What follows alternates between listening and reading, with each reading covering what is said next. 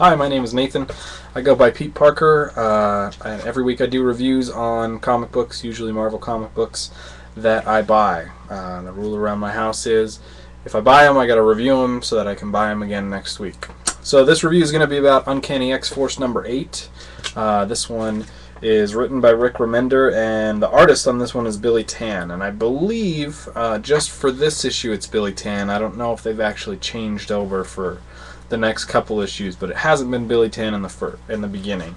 And that actually came up as a point of contention for me at the very beginning.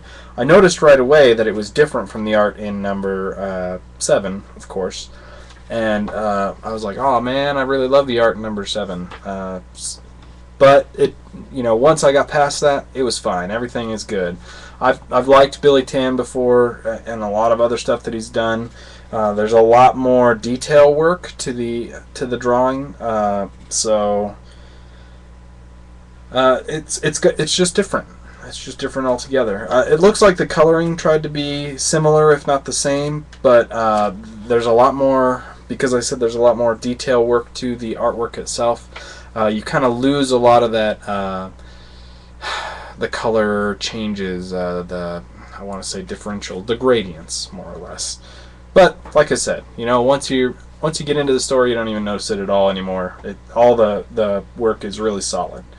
So the story in this one, in case you couldn't tell from the cover, is the X-Force team just got back from dealing with Deathlocks from the future coming into the past, trying to take control of the world and protect their leader who was within it. I forget what his name was, something like leader or something. And the X-Force team actually went into the world and killed him to prevent that future from happening. So the very beginning of this story,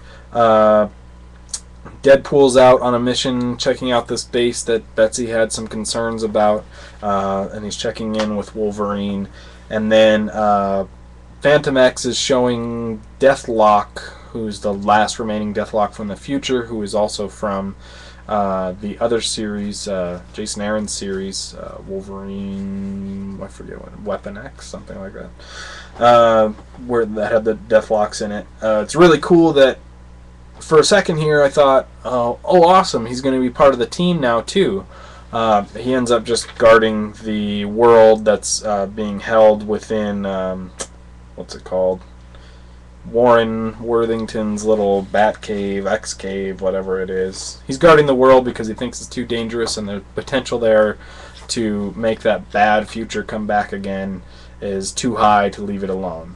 So the rest of the story, which I really think is the meat of the story, more or less, is about Psylocke sectioning off part of Warren Worthington's mind that contains the Archangel character, and then when they go on this mission, that character or that aspect of his being gets released again, and she doesn't know about it anymore. So that's basically what happens in the whole story. So it's kind of inconsequential a little bit, arguably inconsequential, except for the fact that right now, or after this book, Psylocke believes that Archangel to be contained and being taken care of, and he's not. He's loose within Warren. So that's pause for concern.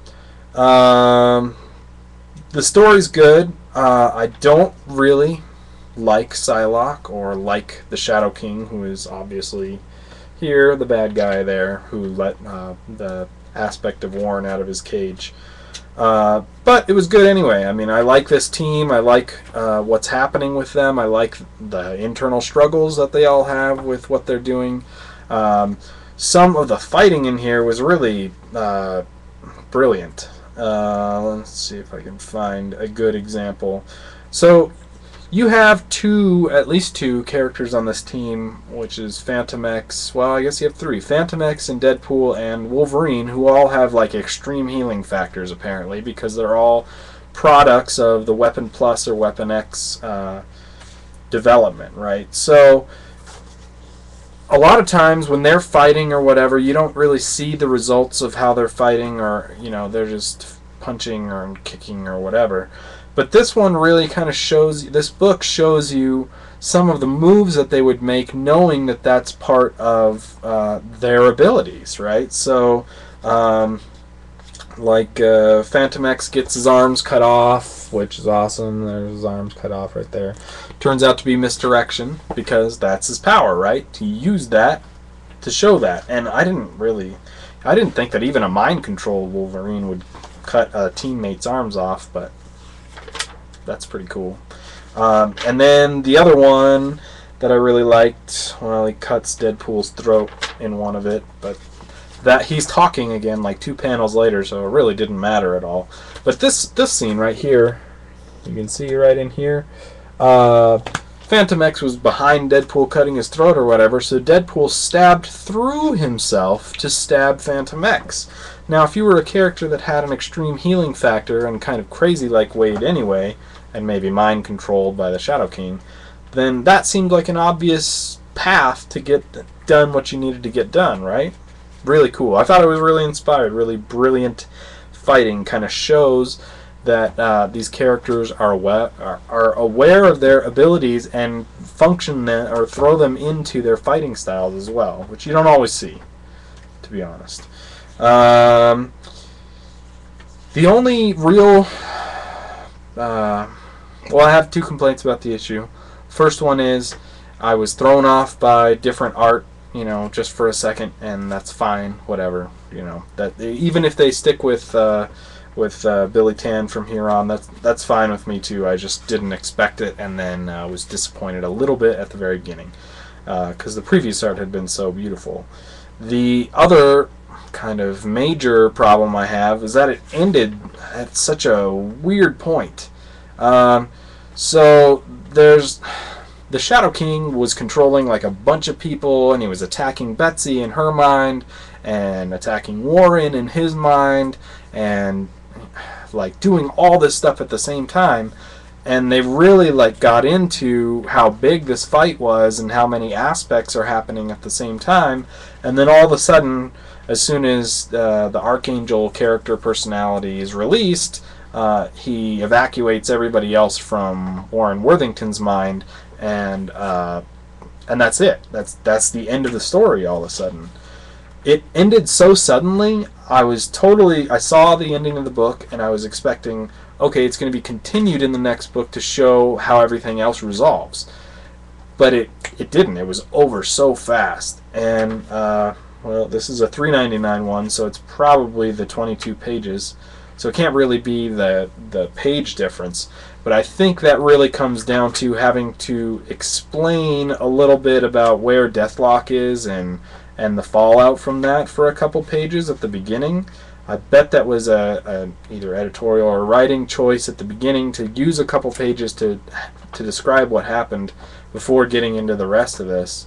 That really like cut short the ending. Like, I think if they really wanted to make this book just self-contained like it is, they should have put another page or 2 at the end to wrap up the story a little bit further out, because all of a sudden the psychic versions of Betsy and the Shadow King are out of Warren's mind, and then everything else is fine again. Everybody's got control of their own mind, and the only thing that's like creepy or whatever that's left over is that the Archangel guy is still out there, or out there, and they don't know about it. So it ended so fast that I was like, wait, what? That's the ending? Oh, that's the only other thing. But I'm sure it'll get back to the next track or the next story arc. This whole series is great. You should read it. You should probably start at the next one. You probably don't need to start here. Characters are great. Story's great. Art's great, especially the coloring. So pick it up. You won't be disappointed. You can check out my other reviews by following me on YouTube, or checking out Marvel Database, or iFanboy, or Comic Vine. I post these reviews on all 3 of those, so and maybe some other places if I find some places. So just look for Peteparker. That's the name that I go by on those, and you can see all of them. Easiest way is probably just follow me on YouTube, but I don't know, whatever you want to do. So that's it. This one, I had to say, I forgot to give the rating. I'm giving it a 4 out of 5. Just because I wasn't completely blown away by the issue. I like to reserve 5 out of 5s where I'm like, yeah, that's awesome, the whole thing's amazing. The art was great, the story was great, but there was nothing that was making me go, oh, wow, this whole thing's awesome. So maybe I have high standards for this series. So there you go, 4 out of 5. Check it out. You won't be disappointed. Talk to you later.